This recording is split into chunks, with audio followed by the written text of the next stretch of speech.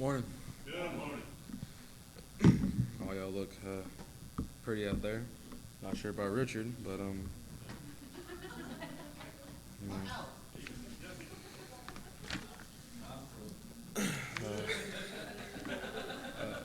know, let's start off with prayer requests. Does anyone have any outspoken prayers towards prayer requests?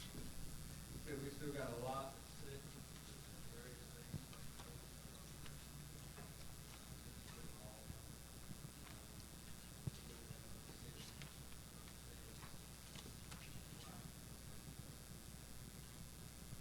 Yeah, one of my buddies, his mom had COVID, and she had double pneumonia, and yeah, she passed away not so long ago. So remember that family.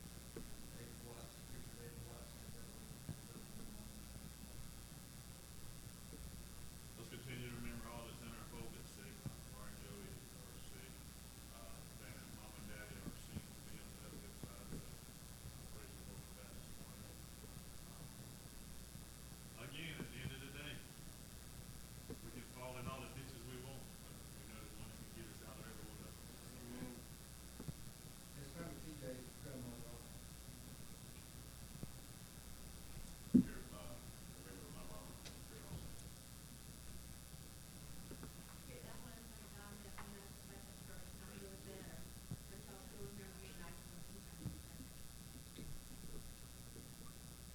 Anyone else? I prayed all week for the youth today. God will use them today. Any others? Lots of big problems, very big problems, but I know my God is bigger. Mr. Chris, you think you can lead us in prayer this morning? Father, Lord, we come to you this morning, Lord, as only we know how, Lord, just praising you and giving you honor, Lord, of all you did, all you've done in our lives this week. We ask you, Lord, I know there's many things that, Father, that we do or say or think is contrary to what you've had us to be doing. So I just pray, Father, this morning that you will, Lord, forgive us where we fell short. Lord, I'm thankful for the ones that are here this morning. I pray, Father, that they have come looking for what you have for us in their lives today. Without a shadow of a doubt, Lord, that as we're prayed up and we bring you with us, you're here in the midst. So we just thank you for that. Lord, I know I've come looking this morning and I can't wait. Father, you've heard the requests this morning. There have been many mentioned. Lord, there's so many needs out here in this whole world we live in. We know who can handle all things. But we also know, Father, in order for you to do that, we got to get out of the way. So it's my prayer this morning that, Lord, the people that, Lord, call upon your name will understand that, Lord, you have to come first in our lives. So I'm just thankful for that this morning that you are making intercession. That we just call on you this morning. Lord, there were many names mentioned here this morning that are in need. So we're just going to call on their behalf. Lord, we know that you can handle all things to us. So thank you in advance for the things that we ask you to do. Father, again, I just pray for each one of the youth that are going to, Lord, be standing today. I hope, Father, that they took it serious this week and they're prayed and studied up. Lord, they have leaned on you for what you have them to be saying and doing today. Because without you, Father, it's just a show. So we just pray this morning that, Lord, you spoke to each one of us and you would just have them speak what you have us to hear today. I just want to say I'm thankful for them for willing to stand. Lord, we know how hard it is sometimes to be able to stand in front of a crowd and do and say things, but Lord, again, we just continue to go back to the first. Greater is he who is in us than he is in the world. So we thank you. Continue to help us be the people we call us to be. Lead, guide, protect us, and direct us in all the paths you have us to go. Amen. I got no birthdays or anniversaries listed.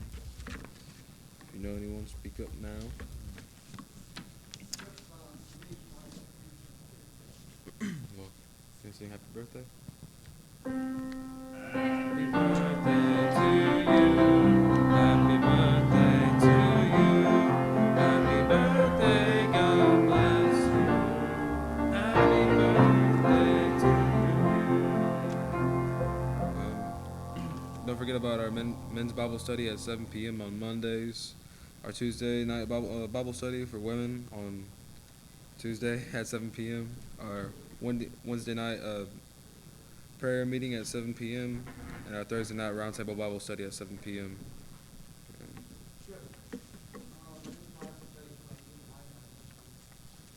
I just want to, we need to have those sauerkraut.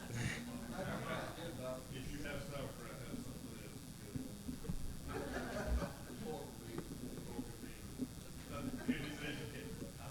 I just want to say to the men that don't attend our Bible study, you know, sometimes the number is just, the crowd is small in number, but it's a very interesting study that we have, and we kind of break things down. And I just encourage you that if you don't come to our men's Bible study, I pray that you'll seek God and see if He would have you here. Because we, not only do we have a good time, but we get in deep in God's Word, and it just makes you go home really good. If you don't go, you're definitely missing a blessing. And I'm gonna add to that, same thing's true for Thursday night Bible study. Those of you ready to come to Thursday night Bible study, we get in deep, we, sit around and, if you haven't been, it's such a good part of it, you don't know what you're missing,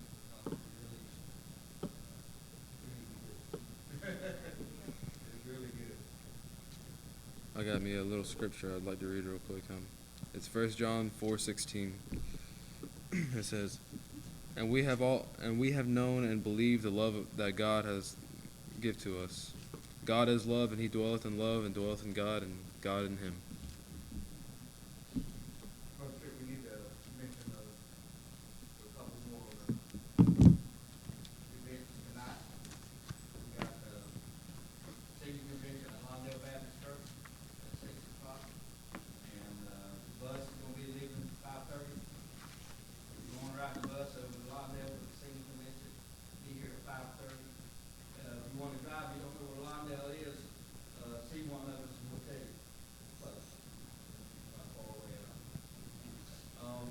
And I think we need to have a pre-conditions meeting right at the church. And our youth Valentine's Day collection is February the 12th, that's 6 o'clock, in Coachman Hall. Sign up sheets out front. Ready to worry about skeet shooting. Skeet shoot too. Skeet tournament. Trying to throw some competition in there, huh? Hello? So, arrange for our class?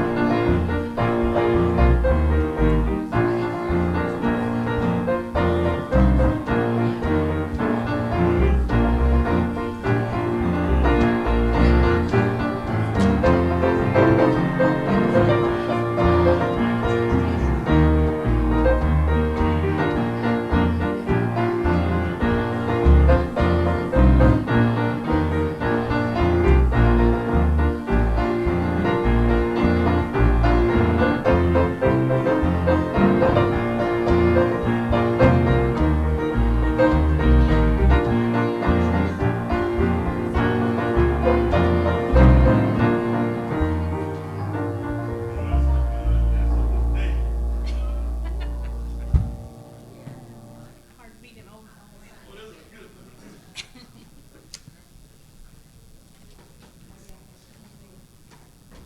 How's it going? Can y'all hear me? Yes, the green light's on. Hopefully. I don't know if I'm ready. No, I'm fine. Good morning. How is everybody?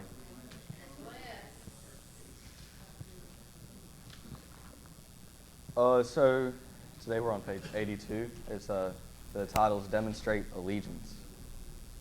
Sounds like it's pretty straightforward. So before we start, we're going to start in prayer. And if anybody has any prayer requests or praise reports they didn't mention earlier that they'd like to mention now.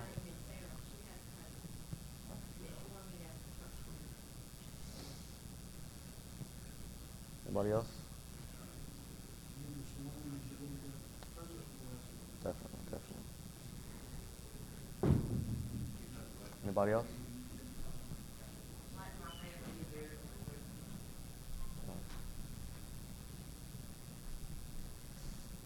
let's start in prayer. Dear Lord, I thank you for letting us be here today, Lord. Lord, I ask that you help me, Lord, to give what you have put into this book, Lord. Lord, I ask that you help us leave understanding something, Lord, something new. Lord, I ask that you keep all distractions out of this room, Lord, and keep all of our minds and hearts on you. Lord, you know all the ones that were lifted up, Lord, and you know the ones that were not, Lord. Lord, we lift them to you, Lord. Lord, we ask that you see we ask that you do what you see best fit. In Jesus' name, amen.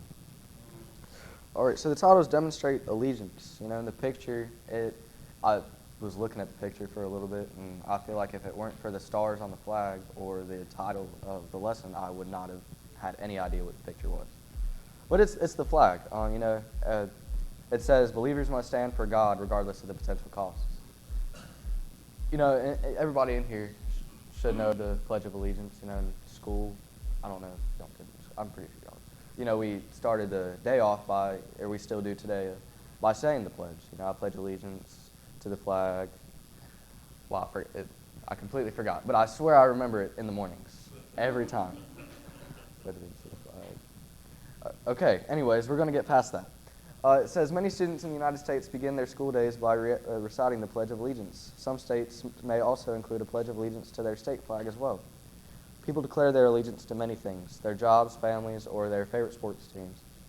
However, God's call to his children to demonstrate ultimate allegiance to him far surpasses any other commitments we have. Amen.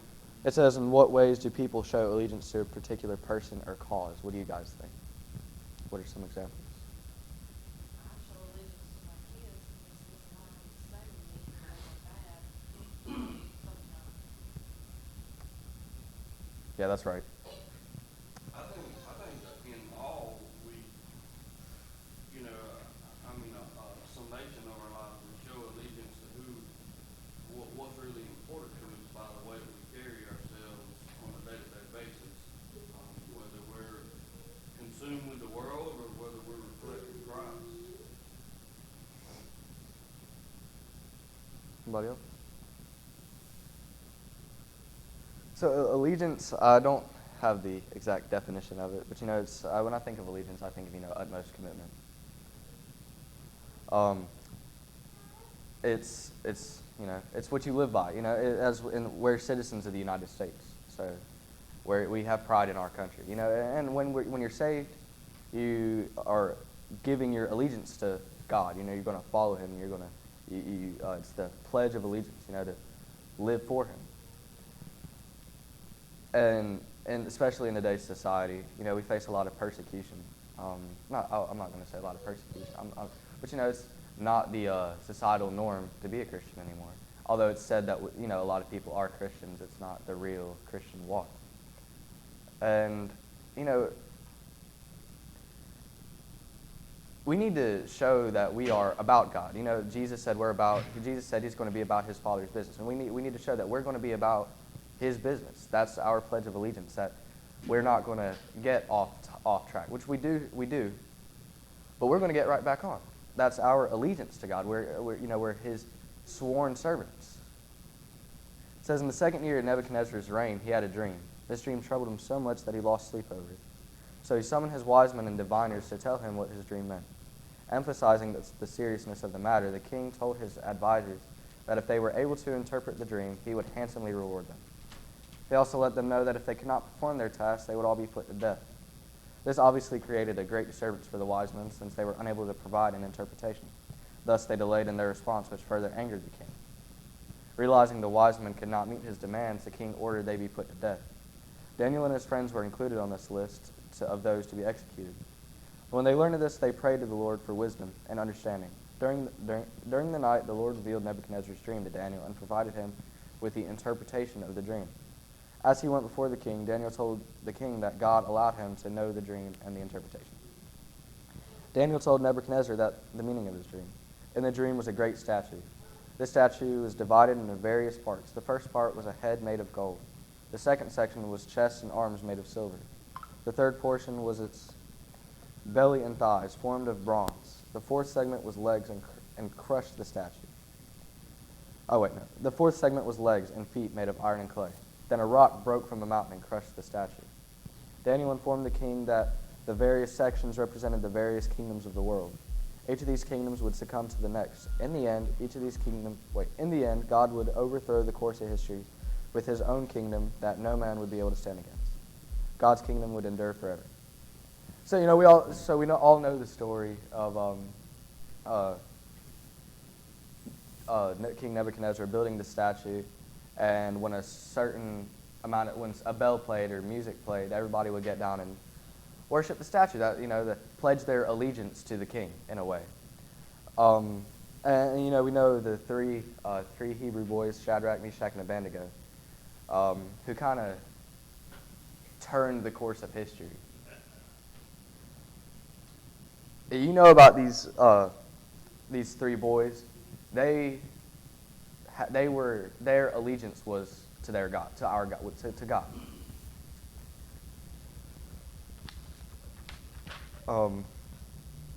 It says it right here on the next page. It says, Nebuchadnezzar spake and said unto... So we know that, they didn't get down and worship the statue. It says, Nebuchadnezzar spake and said unto them, Is it true, O Shadrach, Meshach, and Abednego? Do not ye serve my gods, nor worship the golden image which I have set up?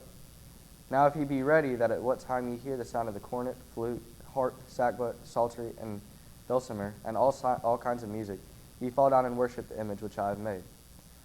But if ye worship not, ye shall be cast the same hour into the midst of a burning fiery furnace. And who is that God that shall deliver you out of my hands? Shadrach, Meshach, and Abednego answered and said to the king, O Nebuchadnezzar, we are not careful to answer thee in this matter. If it be so, our God, whom we serve, is able to deliver us from the burning fiery furnace. And he will deliver us out of thine hand, O king.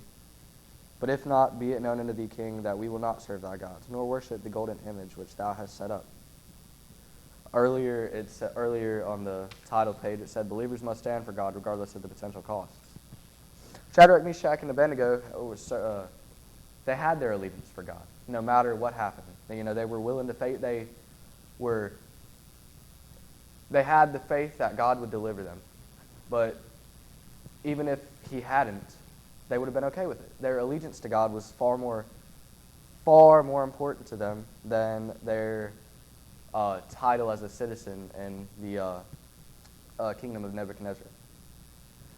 It says, not long after Nebuchadnezzar built a statue of himself, he delivered that Shadrach, Meshach, and Abednego had failed to bow to it. Some Babylonians reported to Nebuchadnezzar that Shadrach, Meshach, and Abednego refused to bow to the statue that the king had built. Those who reported Shadrach, Meshach, and Abednego apparently had a grievance against the young man. Seemingly, they felt that Shadrach, Meshach, and Abednego were not dedicated to the ways of the Babylonians. The accusers called the young Jewish men out so that they would have to prove their loyalty to Babylon. Perhaps Nebuchadnezzar was shocked that all the three young Jewish men had failed to obey his rules. After all, he had graciously placed them in their positions. He personally questioned them about their behavior before passing any type of judgment. The Babylonians worshipped hundreds of gods, so Nebuchadnezzar would not have cared if these three men also worshipped the Lord as well. However, refusing to bow to the golden image constituted public disobedience to his decree. A serious matter indeed. The Bible does not record the three young men's response. Perhaps the king did not wait for a response before he continued. The king's words, now if ye be ready, indicate Nebuchadnezzar's shift to the present situation. He didn't care to determine what these men had done in the past. If they were ready to obey at that moment, all should be well. But if they would not bow to the statue, they would be cast the same hour into the midst of a burning fiery furnace. The king then posed a rhetorical question.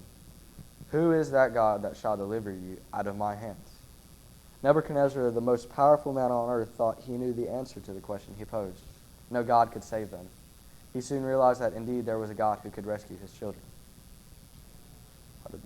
It says, how did the actions of the accusers open the door for the three men to demonstrate their faithfulness to God? How do accusations made today open the door for believers to demonstrate their faithfulness? Sorry. I guess I should answer that question. What do you guys think? Christian, my first question would be, and I'll pose this question to you.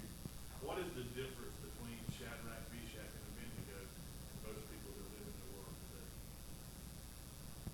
Most people would go with the flow. Most people today would, or most people in that in that situation would have bowed down, regardless, because their life was more important to them. Would you be honest to say that most people in general would do that? You know, if we was to examine ourselves, let's just be truthful, let's don't put it on the people of the world, let's examine our own selves.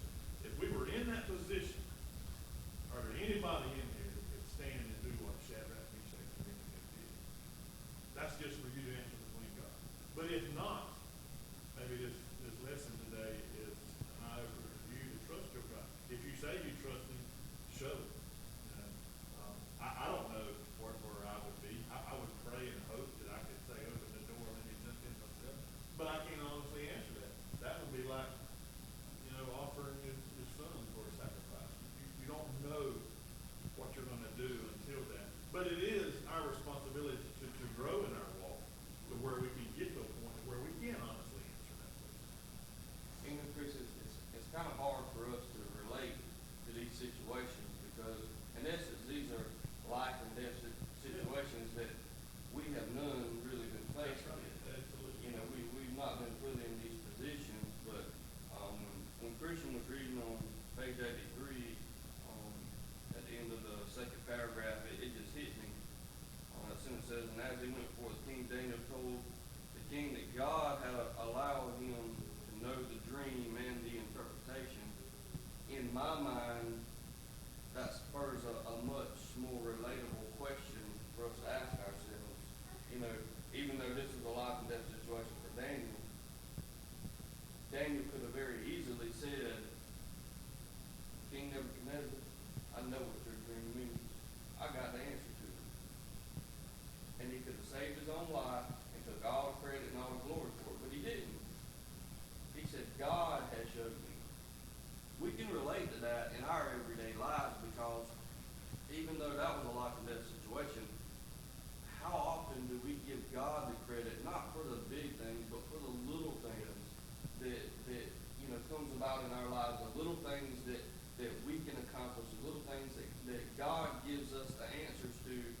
Do we give Him the credit for it, or do we take the credit and boast in ourselves and let our own heads swell up?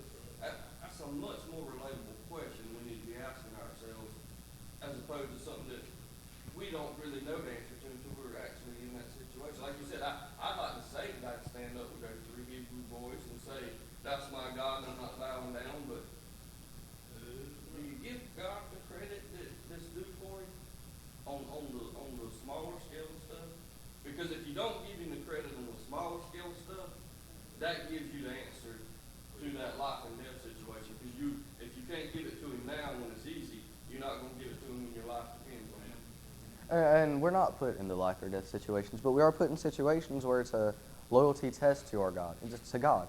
In the school system specifically, a long, long time ago, there was a position in which one of the principals in Loris,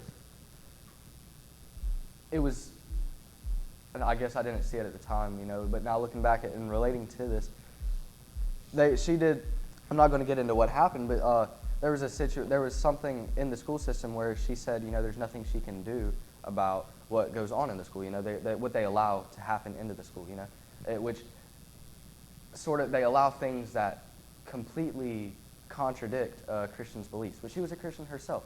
So in that way, her loyalty was for the school, for the world, not for God. We're put in those situations often. When you need to stand up for what's right, it's very easy to back down, and our loyalty to God should, we need to work. I definitely need to work on it myself. Chris, if you go to Luke chapter 9, Luke writes there in Luke chapter 9, he says, and Jesus says this, "Any man who is wanting to follow me," I'm paraphrasing, anyone to follow me, would deny themselves daily, take up their cross and follow me. 9:23. So denying ourselves, I believe Daniel in this instance had completely denied himself. Craig mentioned it as he gave God the credit first. It's gonna come to our relationship. Do we look like Christ? Period. Sold out. Period. In everything we do. Do people literally know when we walk in the room, they're sold out? There's no sense in talking to them about football, or there's no sense in talking to them about anything else. They're gonna talk about Jesus, because that's the most important thing to do. And Richard, that's a perfect example of what I was just saying a while ago and what we're talking about in this lesson. Luke 9:23. You know, we have to pick up that cross daily and deny ourselves, and we have to proclaim for God. We have to be a reflection of Jesus to the world, because he goes on to say in the next couple of scriptures that if you deny me before men, then I will deny you before my Father. So if we're not giving him for the credit and all the little things in our life, we're not reflecting Christ in our walk each and every day out into the world, if people can't see Jesus in us, when it comes time for us to face that fiery furnace, Jesus ain't gonna be in there with us. We're gonna be in there by ourselves. That's what the scripture tells us. I read this morning again, and, how do you know Daniel was in that position that y'all talking about? Because God spoke to him and told him what the dream was. That's right, yeah. That's how you know Daniel was where he was supposed to be, because God spoke to him. Yeah. How often does God speak to us? Mm. We've been talking about that lately. Truth be known, truth be known. If God, if I had been where Daniel was and God spoke to me through the night, I probably would have walked in with my chest bowed out. Huh? I just talked to Daddy, so he told me not to worry about nothing. Huh? Your attitude will be different. But the fact of the matter is that we walk around in this world, get ourselves trapped up with the things that's going on in the world. And our allegiance hinders where God came to speak to us. That's why we worry about what our answer is going to be, because we're not where we're supposed to be. It's got nothing to do with our God. You know, I read something this morning, Chris. It said, if I die, I'm going to go be with Jesus. If I live, Jesus is going to be with me. Either way, I'm going to be with my Lord. I'm a winner either way. Well, you know, serving in the military, you have a different profound respect for an allegiance after spending time in service. It just is. There's a whole different view of the flag. But you know, Christian, 10 years ago when I went sold out for God and become a soldier in the army of God, my allegiance to the flag was still there. But my allegiance to God was the same that I would have put my life and everything else, everything in my life to that flag. I then changed my allegiance to putting my life and everything about Christ. So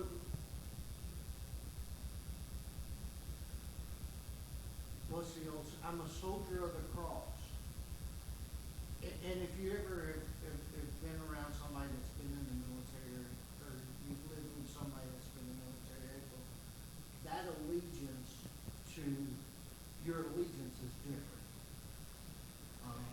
And I believe that when I become sold out, my allegiance was different. Because there was nothing that, I would tell people I have stupid faith. Jesus said it, he meant it. I think of the word loyalty. It was in my head earlier, and it completely left my mind. I guess it wasn't as important as it should have been. But Christian, I've always heard people say, sorry. oh, you're good. But the flag, you don't know what it stands for until one's handed to you. Amen. Well, the same thing goes with God. You don't know what he stands for until you dedicate yourself to him. But sometimes he allows us to go through these fiery furnaces in our life to, just like the flag, we don't know what God means to us until we allow something to be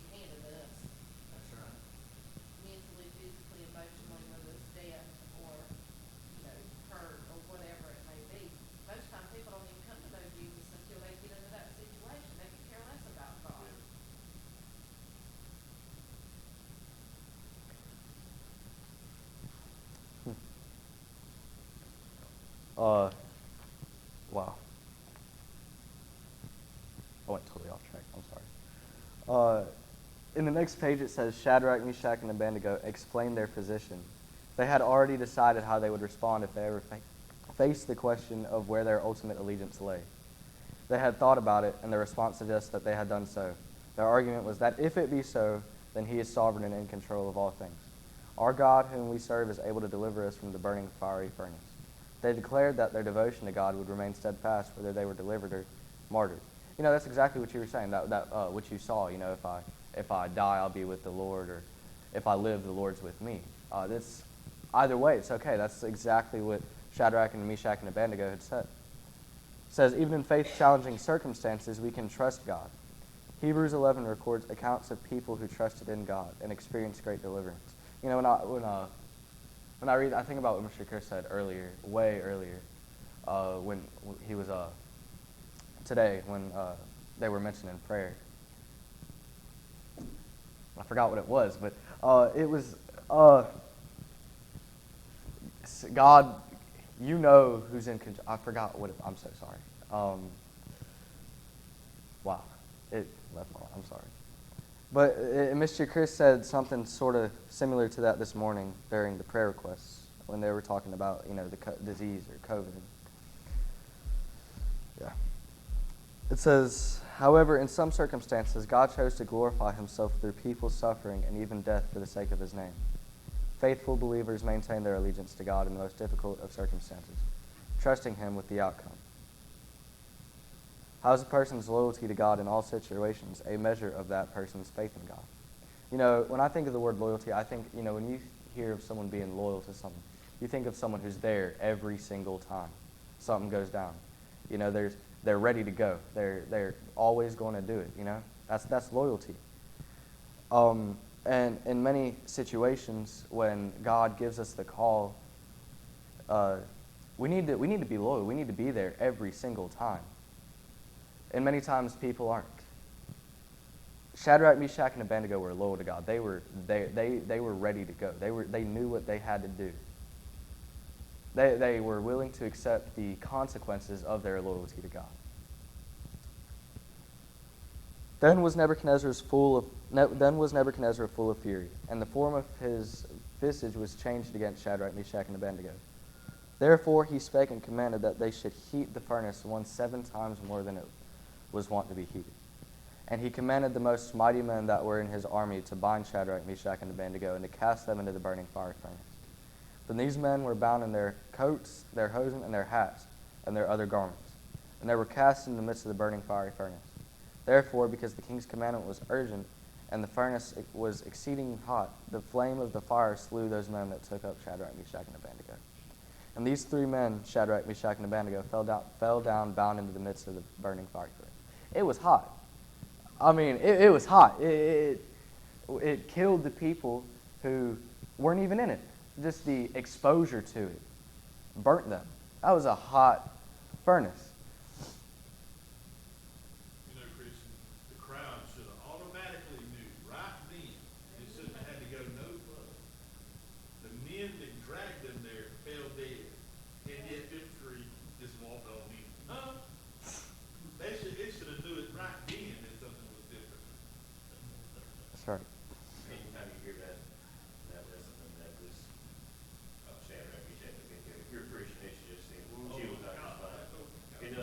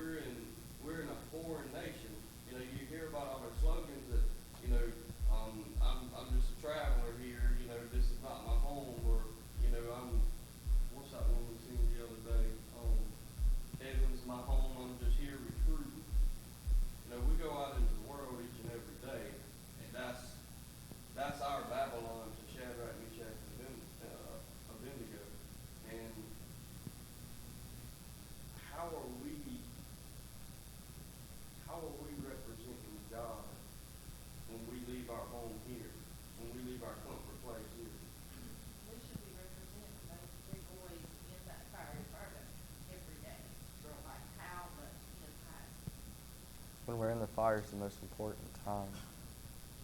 Other people are going to see when we're in the fire. Like y'all at the flower shop. I mean, it was a little fire, but I mean, what did you say, Craig? You know, it's you perfectly fine with it. You knew your God. You knew He would deliver you. He had it. And that's the trust we need to build with our God. That's the faith we need to have in Him, because we know He's going to deliver us. He's promised it to us. Yeah, Brother Christian, I'm gonna say this since it's funny that y'all young people are doing this today, but I'll say it and you can reflect on it. I was, in my young Christian walk, we had a man in this church, his name was Dan Edge.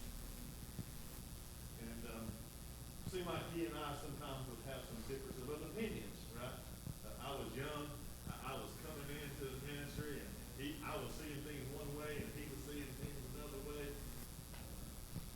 He told me one day, son, he said, son, until you do this, God will never be able to use you. What are you talking about, Mr. Man? He said, until you raise the white flag and totally surrender, God's not going to be able to use you like He wants to use you. And that thing has come to tuition.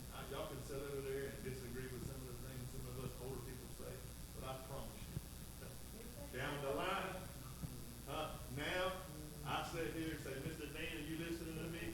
You're right, my brother. You were right and I was wrong. Because when I surrendered, and it happens, but and it's sad to say, but when we fall into these things that happen in the world, and when you totally surrender and God takes care of you, and God does what He's supposed to do, when He's supposed to do it, how He's supposed to do it, and then you kind of pick yourself back up and you kind of get off a little bit more. You want to try to bring yourself back in and things start going astray again. And then you have to raise the white. That ain't what He wants, man. God wants us. Shadrach and Meshach, man, yeah, them three boys, they were in it. I can promise you that. They were in it and they didn't get out. Huh? They were in it, they didn't care, they were in it, and they didn't get out when God done something before. I can promise you, after this, they didn't say, all right, God save me now, I'm going to kind of go back to their way. That ain't the way it went. They were sold out. And God, for God to bring you through a fire like they did in boys, you got to be sold out. So what we can, we have a peace party on ourselves to All the time. brings us through the fire. And then we get ourselves back in a fire again. Because And then we say, God, where are you? That's exactly I just right. brought you through one and you didn't realize that I'm gonna let you go through a few more. Sold out means sold out. You know, not only were these boys sold out for God, I mean, they were all in, they were submissive to Him. But whenever it come time for them to be punished, Bible don't say that they fought and carried on. They knew that God had them no matter what. You know, a lot of times when we have those mountains in front of us, or those fiery furnaces in front of us, you know, we want to kind of turn the other way, and we want to fight it. We want to fight against it, or whatever. And if we just let God handle it, it'll be so much easier. They said that the only thing that was burned on the boys was their bindings. Not even their clothes was burned. Not even a hand. No hair, nothing on them was burned except for the ropes that they were bound with. Yeah, couldn't even smell no smoke on them. I'll tell you, y'all go outside when you burn trash, what does it smell like? Burn some leaves, you smell like smoke. You ain't gotta be doing it yourself. You just walk somewhere and the neighbors do it. Been here for 3 days. You smell like smoke.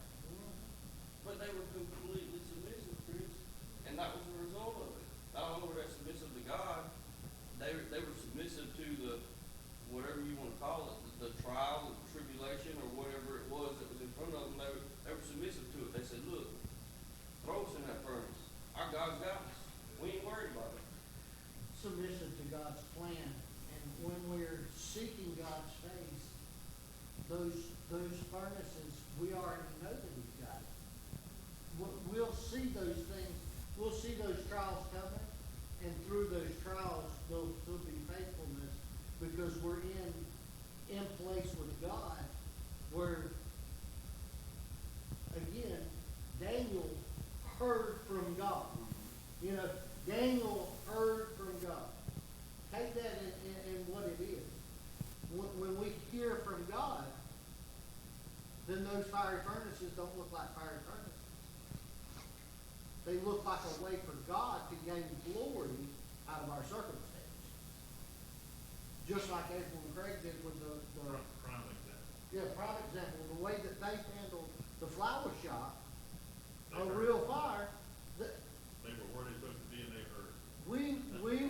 we were putting on a play. We're talking about, and it wasn't long after that play, Craig, that your whole life was shaking, rattled, rolled to the point that you were completely sold out to no other than God. And we can step back as church friends and family and see, hey, God's still in the working business. God's still continuing. Now look at the flock. They can't keep up. They can't keep up. Got more work than they can do.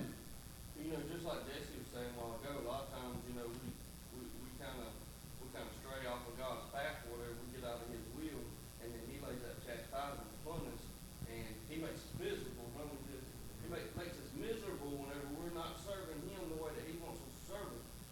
That goes back to these boys going into the fire. You know, we know that they were for God, but their faith was so strong in God. Like I said, they didn't fight, they didn't argue, they didn't carry on or whatever.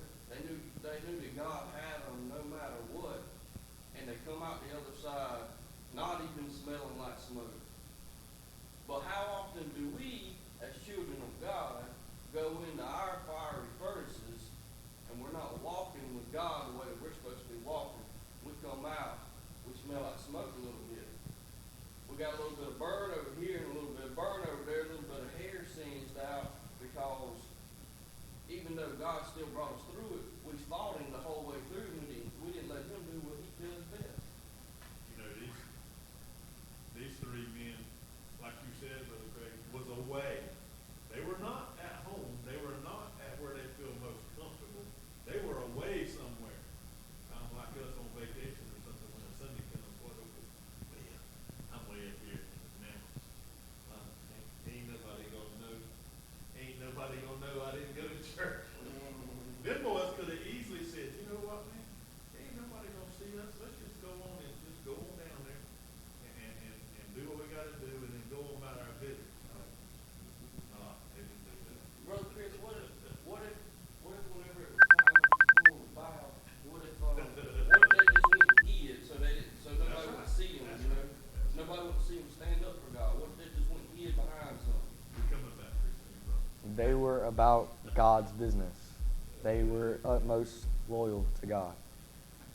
And everybody saw it. You know, they gave me the 10-minute sign like 10 minutes ago. But it says, Then Nebuchadnezzar the king was astonished, and rose up in haste, and spake, and said unto his counselors, Did not we cast 3 men bound into the midst of the fire? They answered and said unto the king, True, O king. He answered and said, Lo, I see 4 men loose, walking in the midst of the fire, and they have no hurt, and the form of the 4th is like the Son of God. Then Nebuchadnezzar came near into the mouth of the burning fire furnace, and spake and said, Shadrach, Meshach, and Abednego, ye servants of the Most High God, come forth and come hither. Then Shadrach, Meshach, and Abednego came forth out the midst of the fire. You know, I picture, King Nebuchadnezzar sitting up there in his nice robe, his golden chalice, sipping whatever he's drinking and spitting it right out when he sees 4 people everywhere. Yeah. Just choking on it, and it's amazing. They gave me the 10-minute sign a while back, so I'm going to close with this. Who are you loyal to? Where's your trust in God? Do you know He's going to deliver you? Do you trust that He will? And even if He doesn't, that's my favorite song by Mercy Me, it's Even If. Is your hope still in Him?